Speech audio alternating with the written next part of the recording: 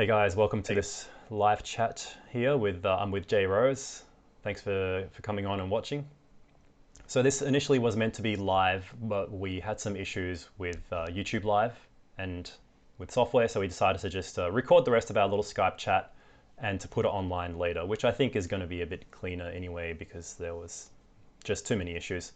So before we cut off the live stream, we'd only just done a quick introduction and just started to pose a couple of questions to each other.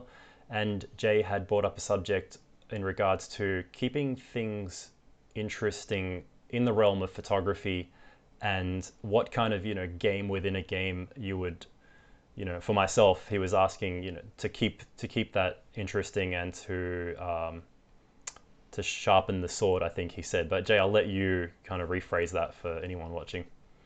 Yeah. I just wanted to know, especially, and maybe for your audience as well, is for someone who's been doing this as long as you have, 5, 10 years, or whatever it may be, what are you doing to still pique your interests? And I relate this to sports. A lot of professional athletes that have been doing this, their sport for since they're 8 years old. What do you do to find that game within a game? So whether it's like being more efficient or whatever, but in your case, photography, what are you doing specifically to still pique your interest or things you're working on within the realm of photography that will keep you going and sharpen, your skills? Yeah, so I'll probably be repeating myself a little bit for you, Jay, because we were halfway through the answer when it cut off. But what I did mention is that street photography as a genre within itself is something that I find is really good for honing that knife, so to speak, for sharpening those skills, because it is extremely dynamic and it is something that, as an event photographer, which when I'm out shooting an event becomes rather formulaic. It's the same thing at a wedding or a corporate event. You tend to follow some kind of formula. There isn't that dynamic aspect to it. And that's why I relate something like going out and shooting street purely for personal, enjoyment and for creating art to be to be really good in that sense, because I related it to the analogy I mentioned before, which was surfing. And it's kind of like you're out there, you're in the amongst the waves, you're in something that's constantly moving and flowing and dynamic, and waiting for those opportunities in the same way that you would be if you were like, a fisherman or a hunter, and spotting those opportunities, but then also maximizing how you can, capture that photo or have that sense of enjoyment from doing that. And besides that, it's projects, it's personal projects, because when you shoot for work, it can become repetitive, you can burn out. And for me, working on my first zine, which I'm doing currently, and just having, smaller photo projects, whether it's to do with doing more personal photography or, portraits or something that I'm not quite versed at. And I think, Jay, I think I mentioned uh, working on composition. Was that part of this discussion Yeah, we were yeah, having? yeah. Yeah. You wanted to sharpen your composition a little bit in terms of you're talking about it being too cluttery. Yeah, absolutely. So for me, there's always room for improvement in whatever sort of field you're in. If there is no room for improvement, then what's the point of doing it, right? And like one thing I always look at with my photography is that it's very multifaceted. I like to dabble in all kinds of genres, and I tend to find it's a bit messy, both in the amount of different genres I shoot photos in, Mm. portraits, landscapes, whatever, macro, but also when I compose, I tend to sometimes include too many components, too many like elements in that photo. So I'm always striving to kind of be more aware of negative space and composition as a whole, because that is really the driving force, I think, of a good photo is a strong composition. And you asked before whether that's done through just like swapping Yeah, focal yeah. So lengths. Yeah. yeah, how is that? How are you doing that? Are you doing it by switching from a 28 millimeter to a 35 or to a 50, or are you just being more patient, or how are you trying to clean up your composition? Yeah. So like with the lens thing, that probably is an easy way to, for example, exclude elements by switching to a longer focal length. But what I find is more effective, because I love to include a lot of elements, but it's just about being intentional with including those elements and having awareness. So to me, the short answer would be awareness of all the elements in your scene. Mhm. And the wider the lens you go with, especially on the street, the harder that becomes because there's more elements potentially for you to be Yeah. aware of and how to actually lay them out within that composition. Whereas if you go for a 50 mil, sure, you're compressing everything, but it still really is important to effectively place the items within your scene in a way that's, achieving the goal that you want, the message that you're trying to put across with that photo, and not just getting home, looking at the scan or the file on Lightroom and going, ah, I didn't notice that thing in the background, which I do all the time. I'm sure everyone does. Yeah, yeah, yeah, yeah. So it's just, constantly having that awareness and slowing down the process on the street sometimes is a requirement for that. And I mentioned before, Yeah. kind of like making it a bit of a conversation with the subject rather than always just taking snapshots, which can work, but more often than not, you might go back and find some additional element that wasn't quite right. And yeah, I think that's just sharpening skill, man. You got to always like hone that knife Yeah, yeah. and keep it Yeah, interesting. I find the same thing, and I think that's why I geared towards street photography so well, is because I felt it was like jazz or this huge improvisation to where anything can go wrong, and for you to be able to control that or control your composition a little bit to convey a story, like you're saying, it's really difficult. But once you're able to control that chaos a little bit, it makes other genres so much easier. Like what you're saying with like wedding photography, event photography, because you're practicing all these kind of muscles, your awareness, your composition, your lighting, everything is kind of coming in natural. Um, you don't and quite frankly, you don't have time to set everything up, so you have to be very quick, and that's where I find like mastering your tool or your camera is extremely important. And again, and same goes if you're on a paid shoot or whatever, you have to know where all your settings are. Hmm. If you are shooting digital, you have to know where everything is.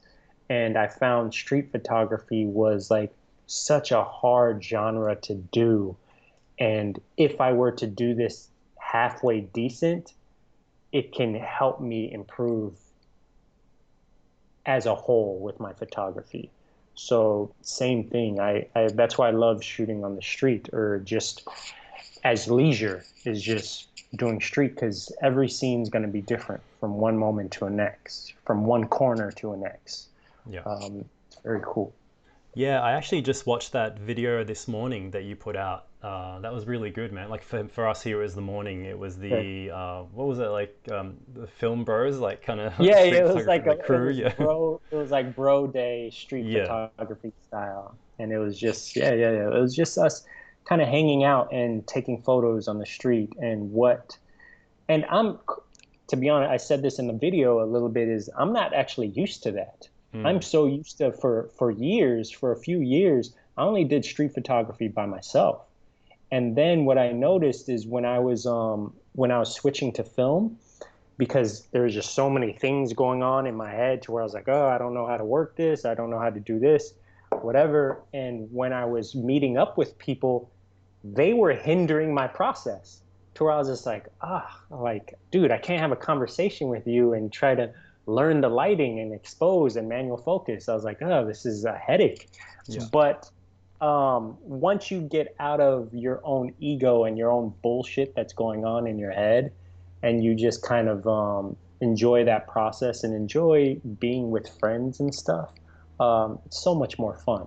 yeah. Um, but that day was just a day of us just hanging out, taking photos, bullshitting.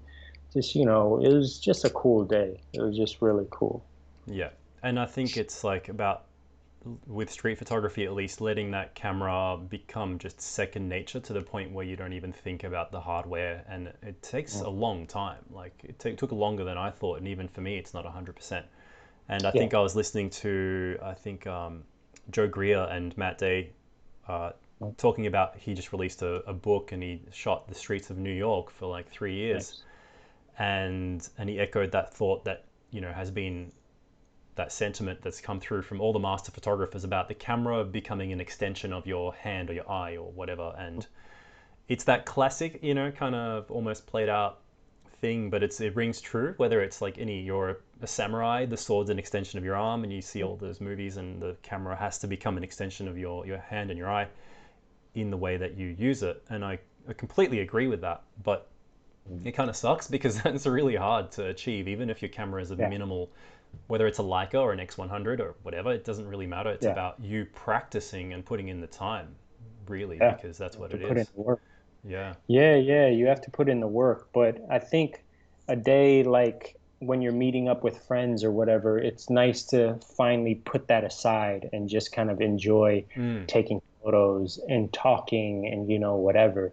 Because and I talked about it in the video is like it wasn't a locker room contest of who got the best photo, who Mm-hmm. did this, whatever. And it's way more apparent in film because we can't see each other's photos in the immediate, Yeah. Show me, show me, show So me. Let me see. Yeah. yeah, yeah, yeah. Let me see. Yeah. And I've been on little photo walks where people are constantly looking at their photos, and I'm just like, Yep. okay, like who cares, Well, that's Can't the we just thing. enjoy Yeah. Like everything? being present is so important. What, and it's Huge. really like it takes a while to realize it, but even when you're out shooting street with friends, like the way you guys were in the video, I love that. I used to do that a fair bit with my friend Nick before he was really too busy to shoot as much street for hours. We used to go out to the city for hours. But Yes. if you get to that point where you are so relaxed with the hardware, you are not thinking about the hardware in your hand, you can engage with your friends, have fun, chat, make Yes. jokes, and then when you see that opportunity, it's And like then boom, turn it snap, on. you go into autopilot, and then you just snap back. Oh yeah, what were you saying? And then Yeah. otherwise, when you're new to a camera or to street as a genre, you're stuck in your head a lot, I find, and Yeah. then you're always like, it's hard to switch in and out of gears. But Yeah. totally agree with that, man. Yeah, that's Yeah, when I started switching to film.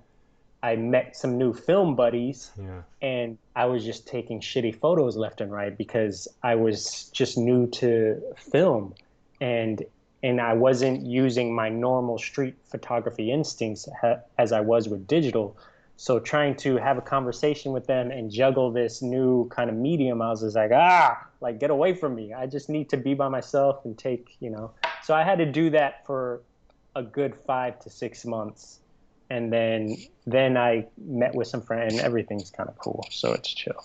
nice. Uh, Well, actually, there was a question on the live stream end of things before we got cut off, and this was sent through from Sean. He's a regular viewer, and I've had a couple of exchanges with him on Instagram. But the question he asked was actually in relation to what we're talking about with film and digital on the street, and he mhm. asked something along the lines of, as someone who is a photographer who embraces both, have you ever encountered a negative flack towards shooting film or something along those lines from or negativity from someone for shooting digital, like that elitist mentality, I think is what he was getting at, is like, oh, you shoot Mm, digital, it's not pure, or maybe like, oh, mm, what's the point of shooting film, you hipster, or something like that. And mm. yeah, like personally, I think my answer when I saw the question was that, like, not really. Most people I've had have been pretty nice, or they're just really inquisitive and surprised, like, oh, you still shoot film, or they see that I shoot a digital camera, and they're like, oh, you actually use your digital camera, like, it's not coming from a bad place, Because but you're the film guy. You're the pushing yeah, film guy. yeah. Yeah, But yeah, of course, I love photography, and I made a channel about film, but it doesn't mean that like I only shoot film. It's just that's what I tend to put out there because it brings me that much enjoyment, and it's what the channel is about. But what about yourself? Have you ever encountered any of that elitist mentality towards film versus digital? I not out into the not out into the real world shooting. People always kind of want to size you up, look at what you have, and just that. But there's never like an elitist thing. For some strange reason, I feel more of that on social media Hmm. and on YouTube and whatever. But when you're out into the real world and you're meeting fellow photographers, you kind of already have that kind of cool kinship. And especially if you're a street photographer, you're like, oh, cool, what are you shooting? Oh, that's awesome, or whatever, blah, blah, blah. And you kind of just have that camaraderie. I haven't witnessed that kind of negative connotation, but you can kind of feel that a little bit when it comes to social media. Hmm. And again, a lot of that stuff is just like, oh, digital street photography, like that's so easy, whatever. Like Mm. you, real photographers shoot film, Yeah. or vice versa. Yeah.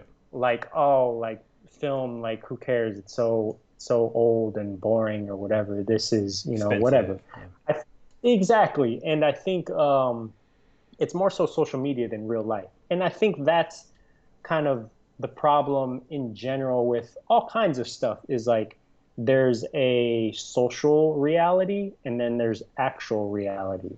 There's people have friends online and then there's people you genuinely have friends in real life. Yeah. But that can be the same thing. You can have genuine friends online as well. Absolutely.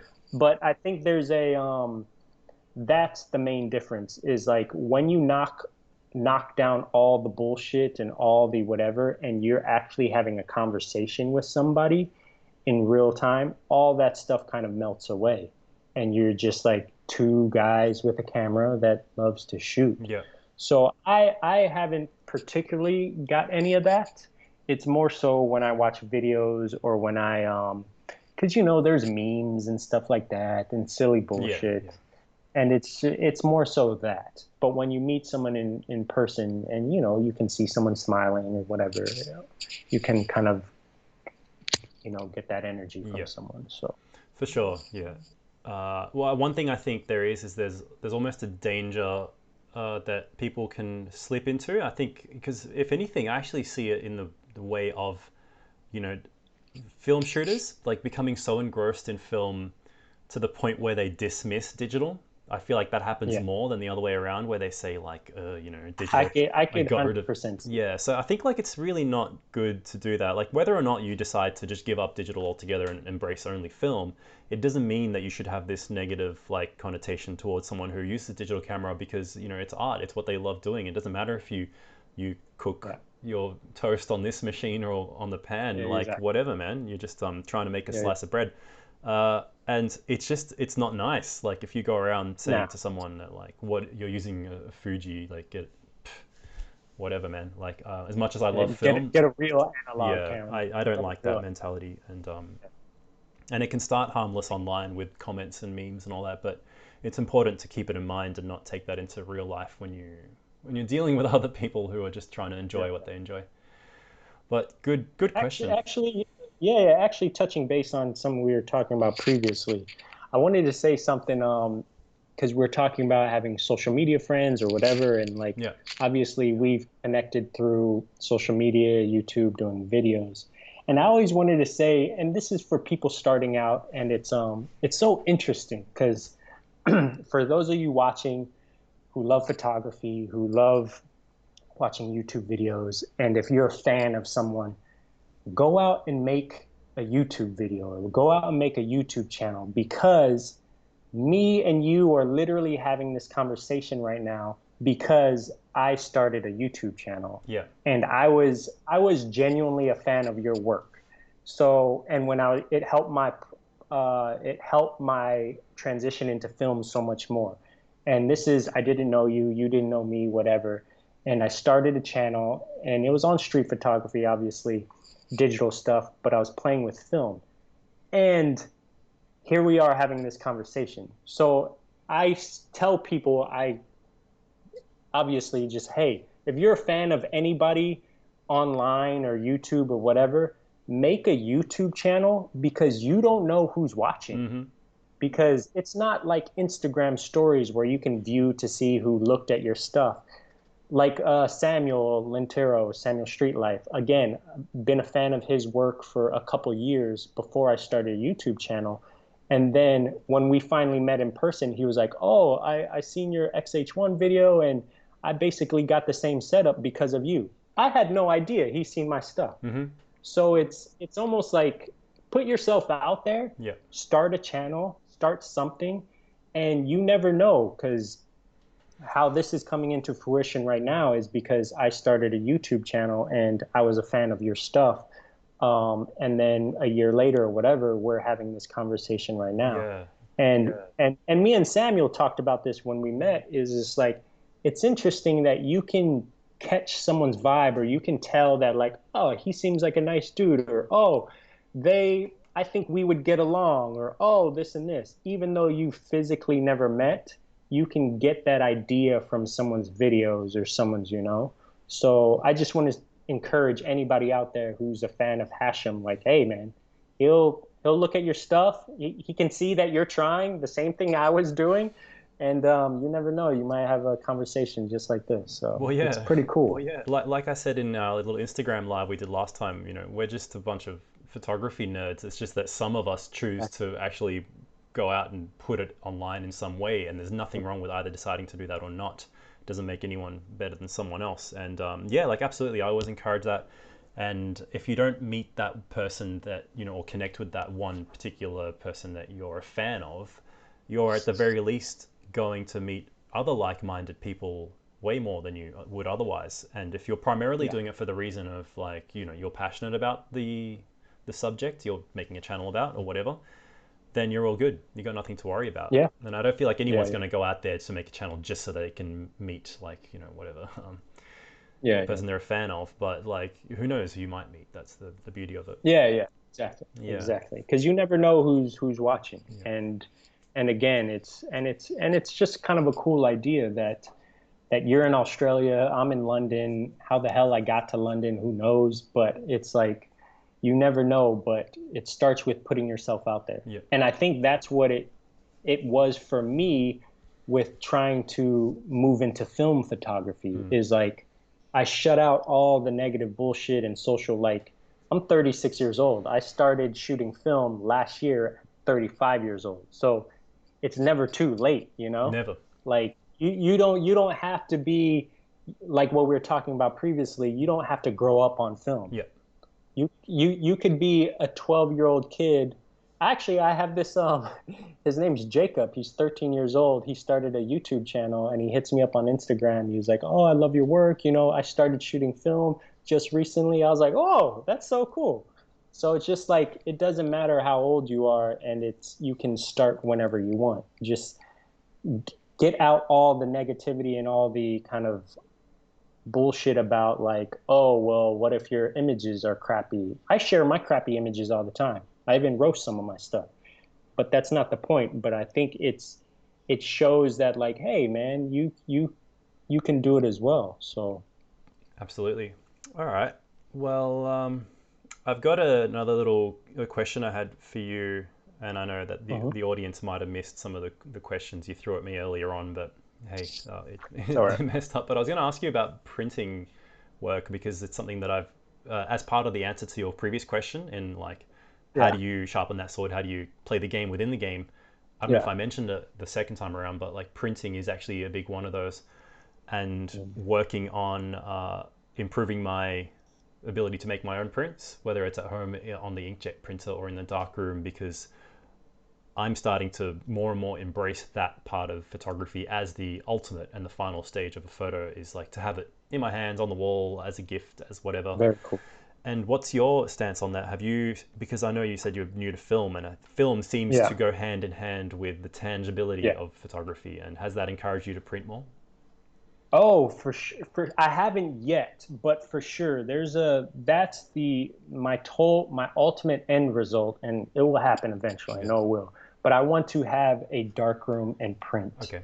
and do all my own prints and all that stuff. And I think and that's what I kind of switched to film to begin with, is because there is a romantic idea of like, wow, like I loaded this film up in my camera and I made the exposure and I manually focused it. And then I finished the roll, wound it, put in a dark bag, all that kind of stuff. There's a romantic idea that I just love about it. It's almost like as if I was into shoes and I had a cobbler as a mentor and he taught me how to like make shoes from scratch. Yeah. Like how cool is that? So that's how I feel film photography is for me, is it's me going back years and years and doing something that's very tangible, that's very analog. And I love, love, love that idea. And one of my biggest inspirations is one of our kind of peers, or someone that's a contemporary, is Andre Wagner. Yep. Is Shout out to Andre Wagner. Don't know, he doesn't know me. I don't really know Mm-hmm. him, but of his work. I love what he's doing. Mm. And obviously, an African American male in America, and I'm obviously American, and he does his own process. He does the dark room, he does his own prints and all that. And to me, that is so cool. And that's where I eventually want to go. I want to be this 60-year-old man just locked away in his own dark room, for hours on end, showing his wife photos he took of, her Yeah. and framing them, stuff like that. But I think for me, and this is just how I process information and how I come about my own business and how I've done okay for myself, is and again, I relate this to sports a lot, but I try to, I try to master things little by little, and then I kind of try to move on. Hmm. I don't try to put too much things on my plate Yep. because for me, that's not how I learn. I like to slowly kind of do things, try to master it the best of my ability, and then advance Yep. myself. And then move, move the needle, move the needle, move the needle. Yep. So I think with me, with photography in general, when I first picked up a camera and I was obviously shooting digital, before I picked up a camera, I was just researching to see what good photos are. I come from a filmmaking background, so I have an idea what a good composition to tell a story, but I didn't know any photographers. Like I didn't know Henri Cartier-Bresson Yeah. and Alex Webb and all these people. So I just studied photographs, just studied looking at photographs. And then I finally picked up a camera and then I played with composition and then I played with speed, how fast I can be. So that's just how I operate as an individual is I need to do this first for 6 months to a year, maybe even 2 years. And then, okay, I have a good grasp on this and then move on. And Yep. that's why I didn't start a YouTube channel until like 2, 3 years down the road because I wanted to know what the hell need. I wanted to know what the hell to do in street photography before I make a Yep. channel about it. And I think printing, what you're talking about, that is definitely on my list. I've printed some digital work and it's so cool because you have that feeling, wow, this is a piece of art. Like I created this. This is so cool. I can only imagine what the feeling is when I actually get into a dark room and do that. Absolutely. So I'm not there yet, but I'm very much that's a goal of mine, and I'm not envious, but I find it so cool that Hmm. people who are doing that and still doing that, Yeah. and it's because why I like film so much for me right now is because the possibilities are endless right now for me because it's still new to me. Everything is so fresh. Like I just developed my first role Yeah. because I have time. I I have saw time that. now. Yeah. Yeah, yeah. I developed my That's nice. first couple roles, like just a couple weeks ago. Yep. And again, like I'm 36 years old. Like Yeah, man. developed At my one first. point, you got to Who cares? just get into Yeah, the pool.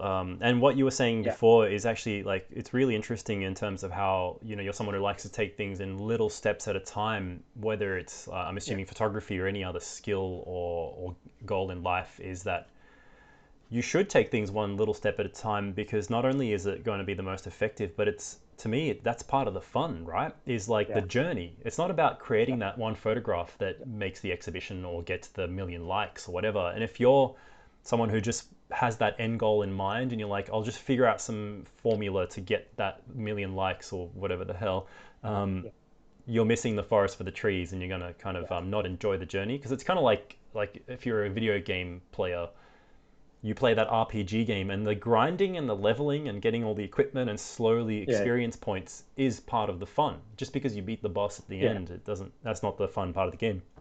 It's the yeah. journey to the boss Yeah, and it's how not it's rewarding that it's is. not like putting a cheat code in or something and Yeah, getting all those there's things. there And I shouldn't be and I cheat relate codes. Yeah. Yeah, and I relate this to my wife because she's a veterinarian, she's a surgical vet. So she's doing surgeries and she did this certificate that is supposed to take 3 years, 2 to 3 years. She did it in 1 year.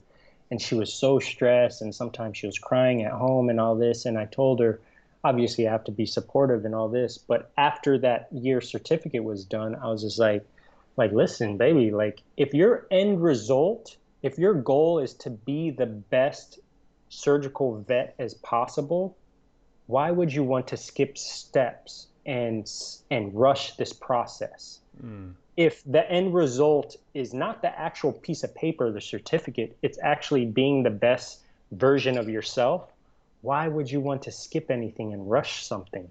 So don't let your ambition and your ego get in the way of your actual end result and abilities. And I find that's the same thing with photography, life in general, obviously, but I've taken that approach with film is like I don't want to graduate myself too fast. Yeah.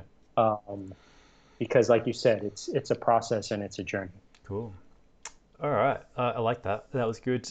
And I think that kind of will go back to the other subject I had, and I think it'll be a good theme to finish on because it's something that goes just a little bit deeper in that kind of Mhm. realm of shooting street and almost on the ethical side of things. And the what I wrote down was basically have the theme or subject of empathy on the street or in photojournalism. And this is something that I'm sure documents have been written about, essays and all that, but maybe let's look at it from the standpoint of us. Like, we're kind of fairly amateur street photographers, at least for myself, I would say. And at a certain point, when you get out of your head about the equipment and creating a cool shot and whatever, you start to look at photojournalism and street photography as something where it is an opportunity for you to have to to you know have a sense of empathy, to exercise empathy on the street through photography. It doesn't necessarily mean you have to come up to every subject that you approach and have a chat with them per se, but it's about, are you taking a photo just for a cheap shot? Like, you see someone cool in some kind of outfit and you just like you sneak the shot, you take the photo, you run away or you carry on because if you actually had that encounter with that person and they saw the photo, subconsciously they might not love the way you portrayed them. It's a very ethical subject, I know, but how can we as photographers try and exercise empathy, in your opinion, in the way we are out on the street with the subjects we shoot? I think it's a really good question, and it comes on my mind a lot, but not as much as you think, for the simple fact that I and if you're familiar with my channel and as you've got to know me, we talk about sounds hippie and bullshit, whatever, good energy and being a good person, and Samuel talks about this on his channel, and that's why we get along, and that's why I say be nice, be Yeah, kind, be I need to positive, check all his that kind of channel out stuff. more. Actually, I've Yeah, yeah, got yeah, him yeah. on my list. Yeah, it's but we talk about this and I don't get it as much because me personally, I come with good intentions. Hmm. I'm not trying to make you look bad. It might be a funny scenario, it might be a funny whatever, but I'm not going out shooting homeless people. I'm not intentionally going out trying to shoot someone whose butt crack is showing when they bent over or whatever. Those aren't my intentions to make someone look bad. My intentions are just to shoot something honest and truthful. And if it's aesthetically cool, cool, all that. But I would love to shoot some truth.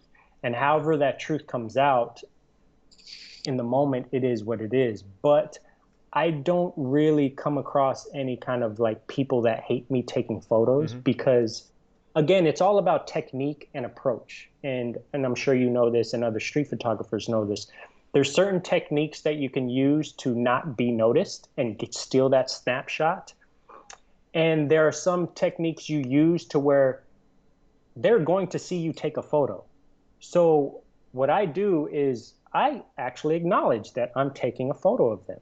So I smile, I nod their head, Hmm. and I nod as I take a photo. And like let's say you're looking at me right now, I take the photo and then I peek and I give you a Yeah, nod like, hey, like thank you. yeah, yeah, yeah. Like thank you for Acknowledgement. letting me take that. Yeah. Exactly. And I think that plays a smile on your face plays a way bigger role than you may think. Mm. Because if you're dressed in all black and you have a black camera and you have this photo lens, you're gonna look freaking Yeah. weird and like a creeper. And that's why I find I have no issue, me personally, I have no issue with shooting children or kids Mm. because I'm a big kid myself. And I think kids have no veil on them. They're like human spirit at their rawest form. Mm. They haven't been beaten down by life. They're not worrying about bills. They're not doing, they're just, if they want to jump in a puddle, they'll jump in a puddle. And I'm hoping I'm there to take that photo Mm. because that's a cute, cool photo. And parents look at me and it might be one like once in a maybe like 2 years ago, someone like looked at me funny, but I smiled and whatever, and they're like, ah, it's okay. I know my kid is cute. Like it's okay to take a photo. Mm. So I think people need to realize that what you bring, and again, sounds hippie, what kind of energy you bring, and they can see you're a good person and you're smiling and you're okay with it, they're cool with Yeah. it. So I'm not the type of guy to purposely make someone look bad or someone who's looking grotesque. I want to take a photo of Yeah. that. And again, maybe that's just not my personality. Yeah. Someone like Bruce Gilden, you can tell he takes photos of characters because he's a freaking character, you Yeah, know? but that's part of it, He's man. a hobby. Like, I would have actually brought him up because Bruce Gilden is someone who, as an example, like, you can actually, because he shoots the way he does and he captures these characters who you might look at as, for lack of a better word, like freakish or different or weird or whatever. Yeah. But I can see a sense of empathy in his shots, and as much as that might be hard to believe, and like I might not necessarily, I don't like the style that he shoots in and how intrusive it might be, at least at that first glance, and I'm sure he's gotten a lot of encounters. But the thing is, you see his work, his exhibition, and his photographs, but he seems to actually create a connection and give you a sense Hmm. of the subject he's shooting is there, and they're saying, "This is me. This is who I am." And he actually does seem to actually have some sense of empathy show Yeah. through that photograph, which goes to show that no matter how you are shooting, you can, at least try and put the subject out there, but allow the viewer to see through their shoes, because that's what it really is about. It's about not just the cheap shot because this guy had a funny hat on and whatever, but take it from an angle where you really like shed them in whatever light you can to let the world know this is who they are and all that. And I only really started to think about this subject because I read this book, the Susan Sontag on photography. I don't know if you've heard of that one, but it seems to make the circles. It's one of those books that everyone seems to trip on at some point. And she does write about that because at the time Bruce Gilden probably wasn't a big figure, but she wrote about other photographers like Diane Arbus and whoever that Hmm. would find these characters, but it was a deep dive essay into how like you either are creating empathy, and even if you are photographing the freakish or the different or the weird, you have the power as the photographer to not necessarily just portray someone in a good or bad light, but give a true sense of empathy and not just make fun, so to speak. And Yeah. it's Yeah. something Yeah. that Yeah. I'm struggling with myself, and it's something that's hard because you can't help it. You get out there on the street and you're, oh, cool shot, and you snap and you run away, and you're totally right about smiling and actually putting good energy out and all that. But for someone starting off, it's not easy, and it's something that I don't know if you had a technique or you had to slowly change that mentality, Well, but I know I had to well, slowly change it for sure. well, I think a lot has to do with kind of what you're talking about with Bruce Gilden and the earlier photographers is it sounds kind of weird, but they have a there's a romantic idea in those photos. Like they actually find these people that you would say freakishly, quote unquote, or grotesque or whatever. There is beauty in that. Yes. Yeah. And I think those photographers find that beauty in Mm-hmm. them. And so that's where that strong case of empathy comes from. And so in their eyes, they're not photographing someone who's deformed or whatever. They're they're photographing someone who's been beat up by Yeah. life, someone who's been made fun of, someone who doesn't look at them were shit, someone who hasn't gave them any attention in the last 8 weeks Yeah. for someone to want to take a photograph of someone and says you're beautiful and oh my gosh, like I love your heart and soul. Do you know how much that would make someone feel? Yeah. Like someone who views themselves because society feels that they're this certain way. Mm. So it's not a photographer's job, but that sort of photographer has that power. Yeah. They have that ability to shine light on something that has been shadowed for Yeah. years, but now is beautiful. For sure. So I think Yeah. so I think what you're talking about with yourself or something, for I think that more has to do with the person than the actual The technique. viewer, you mean? Because the The actual subject. photographer as them, Yeah. no, not the subject, the photographer themselves Mm. as a human being, Yes. Yeah. as I don't think that has anything to do with the camera at all, Yeah. because I think this person would still stop and talk to this person whether they had a camera or not. Mm-hmm. I think they would still sit down and feed them, sit down and have a chat and say what's up or blah, blah, blah. So the camera is actually meaningless in that circumstance, in that certain context. But this person just so happens to be a photographer. So they were able to take a photo of this person. And I guarantee those type of photographers, which I love and endear, I'm not that type, but they have they have talked with this subject probably for an hour, Mm-hmm. 2 hours, Or at least and some of you're the subject. Yeah. yeah, yes, or some of the Multiple subjects, times. Yeah. but you don't know. Yeah. And one of my favorite videos, it's actually by Samuel Street Life and Stock Easy, is and I love that Samuel included this in the photo because on YouTube or in the street photography community, he showed Jason Stock Easy chop it up and talk with like he looked like a homeless guy, whatever, and he asked to take his photo. He showed him have a conversation with the guy for like 10, 15 minutes. Mm. And then he took the photo. Yeah. But people that are amateurs or whatever and all this thing, they think because you're only seeing the 1,000th of a second shutter speed or that photo that you're supposed to take a photo and run. Yeah. Yeah. No, it's about intimacy and It's a connection. tempting thing though because we have fear, and I think what it boils down to is that if you go out and take photographs where you're expecting to show a subject's vulnerability, which is a lot of the time on the street, what you're doing is you have to be willing to be vulnerable yourself. And I know myself, I was guilty. I wasn't willing to be vulnerable. I was too afraid because, I just wanted to get the shot and not disturb the scene, which is fine. But still, if the moment push comes to shove, you should be willing to be as vulnerable as you expect your subject. And to me, when I was dwelling on it and after reading this book, I started to think about it like, how can I be better at that? How can I, exercise more empathy in my photography, which is a long journey still to go.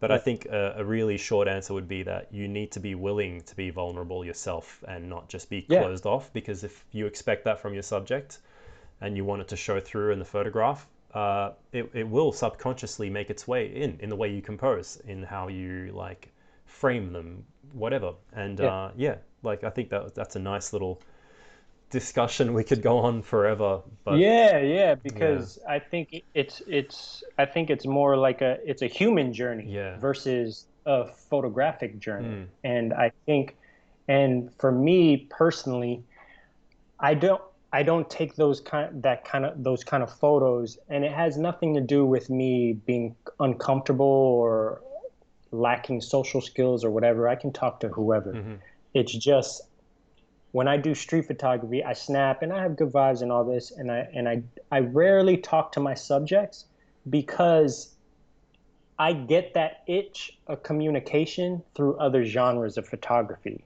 So with fashion photography, when I'm directing films, hmm, when I made my movie, when I'm engaging, and you have to have that empathy yeah, for the subject and the actor and all that kind of stuff. But with street photography, that is a time for me to just zone out, take some photos, not really interact or direct mm, or whatever. Be a fly on the But wall. Yeah. yeah, be a fly on the wall, and that's why I gravitate towards street photography is because like we talked about this previously, is like when I made my first feature length film, it was the hardest thing I ever did in my life. Like my brain was going to Yeah. explode because the amount of communication, and it's like your left brain and right brain, analytical and subjective, like all colliding in one. I needed to turn that off. Hmm. And I found street photography like, oh, cool, I could be a fly on the wall and just take photos. Mm. Like that's what gravitated me towards street photography to begin with. Mm. But like what you're talking about, I've I've practiced, I've studied, or I've had that empathy when it comes to human beings Mm. for a while because of my background in the Yeah. arts. And so I have no issue with taking photos of, and talking with people. It's just that's not my particular Yeah. style, I think it's totally true, and we can be that fly on the wall and enjoy street photography for that dynamic nature it is, and you just go with the flow and try not to disturb the scene. But I think a starting point would be to at least adjust your mentality. Like if I on the streets, and in the past maybe I saw like cool old man in nice outfit reading newspaper. That's so Yeah. retro. I want to take a shot, and I'm guilty, man. I've done that, and lately what I try and do more so is like go, all right, I want to take the photo, but let me just like come into it with a mindset of like, why do I want to take, because I Yeah. appreciate, why do I appreciate the fact that he's an older gentleman and he's wearing a cool outfit, because I want to be like that when I'm older. I appreciate that he's reading a newspaper, he's not on his phone, Exactly. and like if I come into the take the photo with that in my mind, and let's say a conversation did start, I would at least be able to explain to him that like, I love that you're reading a newspaper. What's in the news today? Like, I really like your outfit, whatever it might be. And they're like, isn't it a beautiful day? Like, have something in your mind that's positive, um, even if they're in a bad situation. Like to bring them out of that. Like, oh hey, did you just miss the train? Like, this happened Yeah. to me last week, whatever. Rather than just like taking that photo and like just Yeah. ready to screw off. Well, I think that has a lot to do with that story you're telling me, or just that point is you getting older and changing as a human being. Yeah. So that is starting to shape your Yeah. photos a lot differently. And soon, maybe in 3, 4, 5 years, you're actually going to be having conversations with all these people you're taking photos. You might take the snapshot first and have a sit down conversation, or your initial instinct might not actually be the photo. It might actually be the conversation. Mm. So you sit down with this old man, talk to him, find out he's a World War II vet and he's also into cameras, and you start having Yeah, yeah. this awesome That conversation for stuff's two happened. hours. It's awesome, yeah. But it goes back Exactly. to that And gray then zone. and Like, then you take the is it photo. really? Because the different type of street photography with that is that like it's more of a Oh, street exactly. portrait, and you and I love to take those spontaneous like shots that are Yeah. completely candid. So Yeah. it's tricky to you know to find which side of that you want to go onto, but it's totally valid. I think as long as you're going in there with like what you're always saying, just be positive, be nice. Don't go in with a Yeah. bad mindset, and have at least a sense of empathy, like to the subject you're shooting, even if it's just like the street itself or like crowds. Yeah. Like put yourself in there because you'll Yeah. make better photos I probably. Yeah, yeah, and I had in one of my videos I showed that where I did the photo exhibit downtown LA Love, Yeah, yeah, yeah, and I had a couple photos of a couple like arguing and almost crying and in each other's face, and for me, it sounds so weird, but I needed to take that photo yeah, because it's because relatable. because Yeah.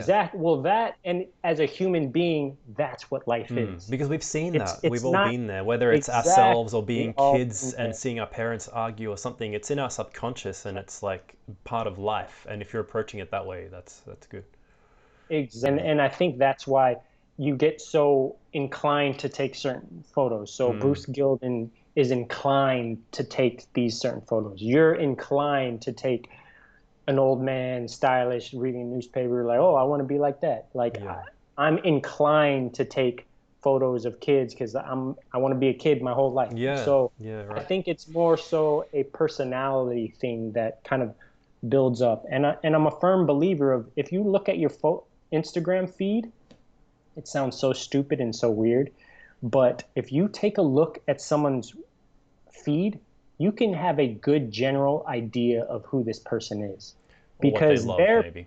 or what they like. Mm. Yeah, exactly. Like so for you, let's say my feed for example. If you look at all my photos, there's certain motifs, there's certain things, reoccurrence, themes that are in my photos. They'll be like, oh wow, like he shoots a lot of multicultural, diverse groups of people. Oh wow, he likes shooting kids. Maybe he's a big kid. Or Mm. oh, he really loves black and white photography. Or oh wow, he loves shooting shadows or Shape whatever and the case form, may be. and yeah, yeah. Yeah, exactly. So that shows clues. So your own photographs, I believe, are a reflection of yourself as well. Yeah, fair enough. Yeah, or maybe it's what you're willing to put out. Like, if someone, for example, has an account True. just full of True. selfies, like, sure, we can take that formula and say it means they're just into themselves, but Yeah. it doesn't, it probably goes deeper than that. Like, maybe it's a Yeah. sense of wanting approval or Yeah. validation or something that there's nothing wrong with, and it's just how it's being put out there. Whereas, like, I don't know what I post, it's photos of like random nature Yeah. and like and shapes on the street or Yeah. travel. I love travel, and I seem to post a lot of that. Uh, yeah, it's a good point though, and like it's easy to fall into that trap of like society's expectations of what Yeah. is cool right now. Let's Yeah, it's so take yeah silly, and it's so, and I think my whole photographic journey has been about that process. It'd be like, I picked up a camera really late, and I'm not ashamed of it. And mm, I picked up shooting film really late, and I'm not ashamed of it. Like, better yeah, I late than could have. never, man. Like we Yeah, hear everyone exactly. say it, like everything. Yeah, yeah, Yeah, you yeah, gotta. and I think it's very important for people to see that like at the end of the day, it doesn't matter. Like, Mm, if it makes you happy, shoot that. yeah, If shooting digital makes you happy, shoot that. Shooting film makes you happy, shoot that. If shooting cactuses make you happy, shoot that. yeah, Like, you know what shoot I'm what you saying? love for sure, and that's how it started. Like I just shot photos of like the gardens and the macro and like the cat or whatever, and it was what was around me and what was part of my direct sense of contact. But yeah, I think that's good. I think we're kind of approaching the 1 hour mark. I think that subject Yeah, was yeah, a yeah. good deep dive, and it's already giving me Yeah, ideas for a next conversation to go yeah, into. yeah, yeah. And like No, I love having yeah, conversations like this because I think it's as nerdy as it sounds and all that is these are the things that actually shape your eye to make a photograph. yeah, because one of the People, subjects I think could be like shooting for yourself versus shooting for others. That was something I yeah, had as a possible topic, but and it yeah, kind of ties into what you were just saying now. Maybe we can save that for another one. That yeah, could be yeah, yeah, cool. for sure, Yeah. for sure. Hopefully we get some good responses, and I think I don't know. I think a lot of this stuff is it's important, and and that's why I gravitated to your channel or you vice versa is like at the end of the day it's not very serious. We're serious about our work and what we do and we want to get better and we want to do something that's fulfilling and like honest, but at the same time it's not that serious. We can still laugh about Mm, things, we can joke about things like film photography doesn't have to be like it's not that yeah. serious, like All right.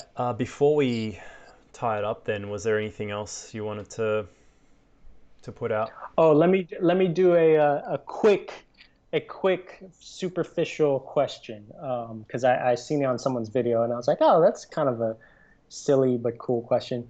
What would your desert island camera be? Yeah. If you had one camera with you to do whatever you wanted, no money involved, whatever. Hmm. It could be a camera you have, don't have a camera Hmm. yet. What would that desert island camera be and why? Oh, well, I'm gonna be a wanker and say a Leica because I don't know. Like, it's just It's my easy answer. That's what I would go to. And but specifically, all specifics, right, not just a like what Leica, what lens, what like specific. if it was one that I already own, which is my Leica M4, I would be happy, completely happy to go with that with like a 35mm lens, my Zeiss Biogon. But if it was a camera I don't have yet, it would be the MP. Like money, not yeah, Yeah, it would yeah. just be Oh, the MP, yeah, which is to me the slight upgrade in that it has the light meter. It's newer. It's all black. yeah. The different frame And lines. it brasses, Yeah, it all brasses. those like seemingly superficial things, but it empowers me to shoot the way I want to Yeah, shoot. And they're just so great for travel. Like I love my Nikon FE as well, and its ability to close focus and compose well without parallax and do great with portraiture. But the style that I want to generally do if I was to be stuck on an island or with one camera for the rest of my life would be to be able to document and do documentary. So yeah. to me, the So what Leica lens and is, what focal? sorry, which focal length? Like an MP. Yeah, MP, Yeah, probably focal MP. length, what I'd be happy with lens? an MA as well, no light meter, but like just that or just my M4. If it was like infinitely serviced and that wasn't an issue, I'd be completely happy with that. Like a nice solid rangefinder that doesn't need batteries to work, or if it had a battery, it would still work without a light meter. Yeah, it's So what lens and focal length? 35 mil if I had to choose one, and that's tricky, man, because like I dabble in different focal lengths too, and I love shooting 50 and 28, and but 35 is just that sweet spot. That I guess if I had to choose one, you can't go wrong with 35. You can create a Yeah, nice like portrait, environmental portrait. You can get a wide enough scene. You can do a lot with a 35 mil. Yeah. yeah, yeah. What about you? Ooh, I don't know, because I do like my M6, but I was seeing some videos of someone in like a practical, it sounds weird and dumb, but I actually really enjoy my Fujifilm X-T Mm-hmm. series.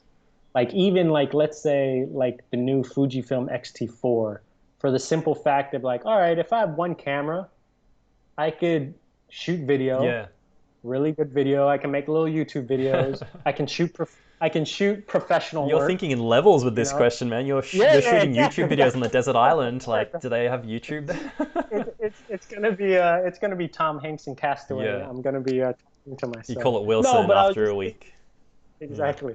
But no, I was just thinking in terms of like if I just like, hey Jay, this is your camera, rest of your life for your personal work, professional Yeah. work, like it would be something in Well, that dude, to be realm. honest, I would be so happy with that too. That would be amazing. Like, if someone just was on a desert island, like, you can't have the Leica, you can have the XT4. Like, brilliant. Yeah, yeah, It's a camera. exactly, I'll be happy exactly. as long as I have a camera, like, at the end of the day. Yeah. Because I love So for photography. As long as you give me something, that would be yeah, cool. Yeah. All right. but I do love my M6, Yeah. so this is gonna be here with me for life. Yeah. And oh, Cool, man. This was good. yeah, And hopefully it recorded okay because if you guys are watching this right now and it's not too terrible, that means we had some level of success after that failed live stream. And yeah, thanks for chatting with me, Jay. Thanks for coming online. yeah. Thank you. We'll do it again. Hopefully everyone liked it. All right, guys, we're signing off from this end. Don't forget to check out Jay's channel. He does have a YouTube channel, and he has an Instagram, which I put down below his window. Over on that side, down the bottom, his j.photos. But Jay, it'll be in the description too, so you can check it out there. thank you so Cool. much. Thanks for watching, guys.